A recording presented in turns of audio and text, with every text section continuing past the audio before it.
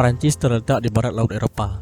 Dengan ibu kota Paris, luas wilayahnya mencapai 549.087 km persegi, atau sedikit luas dari Pulau Sumatera. Negara ini memiliki populasi sekitar 67 juta jiwa pada tahun 2020 dan menjadi salah satu negara terpadat ke-19 di dunia. Negara ini kini dipimpin oleh Emmanuel Macron, berperan sangat signifikan dalam urusan internasional. Dengan bekas koloni di setiap sudut dunia, terlebih Prancis adalah salah satu dari 5 anggota tetap Dewan Keamanan PBB. Negara ini telah lama menjadi jembatan geografis ekonomi dan bahasa yang menghubungkan Eropa Utara dan Selatan, serta dikenal sebagian besar pertanian terpenting di Eropa dan salah satu kekuatan industri terkemuka di dunia.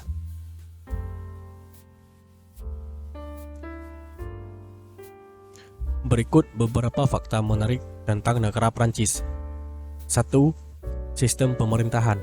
Prancis adalah salah satu negara tertua di dunia yang pernah berbentuk kerajaan di bawah satu penguasa di abad pertengahan.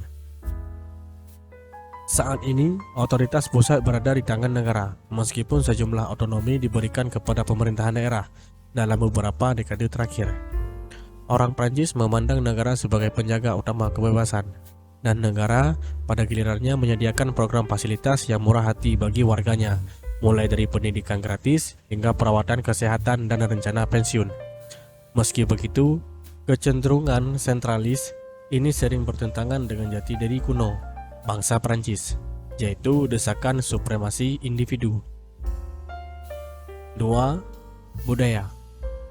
Budaya Prancis telah menyebar jauh dari sangat mempengaruhi perkembangan seni dan ilmu pengetahuan, khususnya antropologi, filsafat, dan sosiologi. Dalam sebagian besar sejarahnya, Prancis juga berperan sentral dalam budaya Eropa. Dengan munculnya kolonialisme dan perdagangan global, Prancis mencapai pasar dunia. Gaya artistik, kuliner, dan busana Prancis mempengaruhi budaya tinggi dan populer di negara-negara seluruh dunia, terutama Paris yang berjuluk kota modern. Prancis merupakan kota paling terkenal pada pertengahan abad ke-19 yang berjuluk kota cahaya. Pembangunan dipimpin oleh Georges Baron Haussmann yang berkomitmen pada visi Napoleon III tentang sebuah kota modern yang bebas dari rawa-rawa koloris dan gang-gang kuno yang padat, dan jalan lebar dan rencana reguler. Paris kini menjelma sebagai kota megapolitan terbesar di Eropa yang jantungnya masih dapat dilalui dengan jalan kaki di malam hari. 3. Kondisi geografis. Prancis terletak di dekat ujung barat daratan besar Eurasia. Wilayah benuanya berbatasan dengan timur laut dengan Belgia dan Luxembourg, di timur oleh Jerman, Swiss, dan Italia, di selatan oleh Laut Mediterania, Spanyol, dan Andorra, di barat oleh Teluk Biscay, dan di barat laut oleh Selat Inggris. Di utara, Prancis menghadap Tenggara Inggris melintasi Selat Dover yang sempit. Monaco adalah daerah kantong independen di pantai selatan, sedangkan Pulau Corsia di Mediterania diperlakukan sebagai bagian integral di negara. Lanskap Prancis sebagian besar terdiri dari daratan rendah, daratan tinggi, dan blok gunung yang lebih tua. Pola ini mendominasi di atas gunungan yang paling tinggi, serta pegunungan Alpen dan Pyrenees. Keanekaragaman tanahnya khas Eropa kontinental.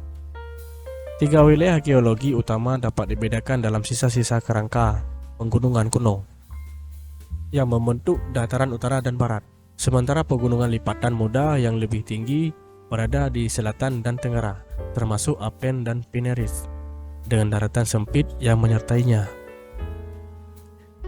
4. Beragam aksen bahasa. Bahasa Prancis adalah bahasa nasional, diucapkan dan diajarkan di mana-mana.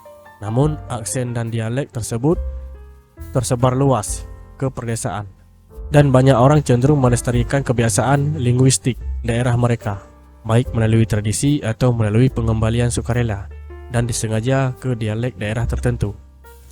Kecenderungan ini paling kuat di daerah berbatasan Prancis, di bagian timur dan utara. Negara itu bahasa Alsatian dan Flemish atau Belanda adalah bahasa Jermanik di selatan Ossetin. Breton adalah bahasa Celtic yang terkait dengan bahasa yang digunakan di beberapa bagian barat Kepulauan Inggris, terutama Wales.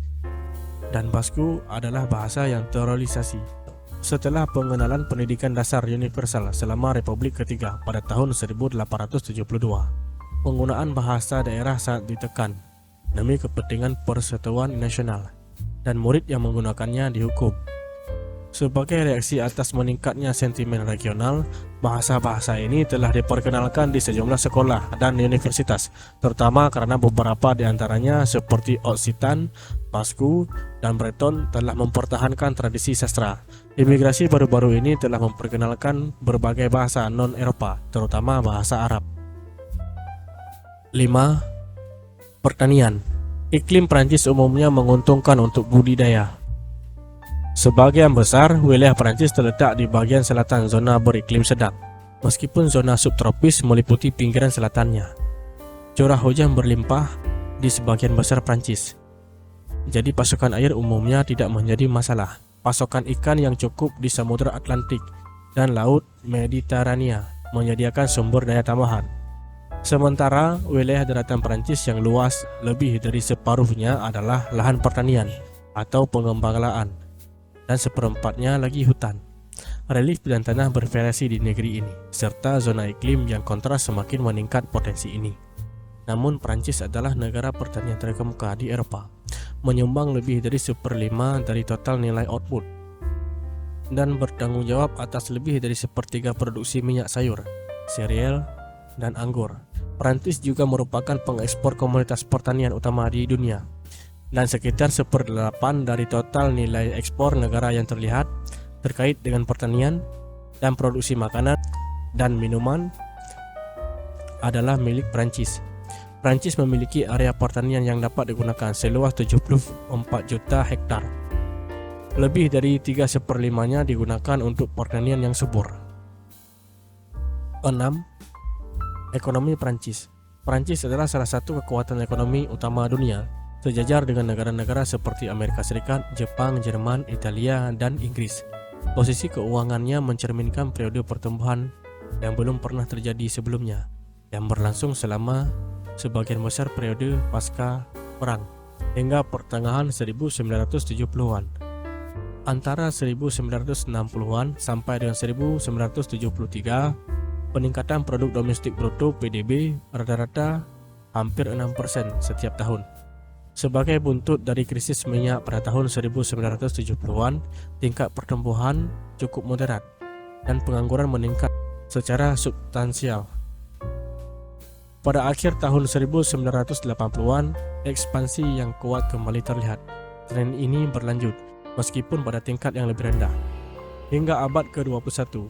Namun, negara itu juga mengalami kontraksi akibat situasi pandemi COVID-19 pada tahun 2020, dengan tingkat pertumbuhan ekonomi minus 11%.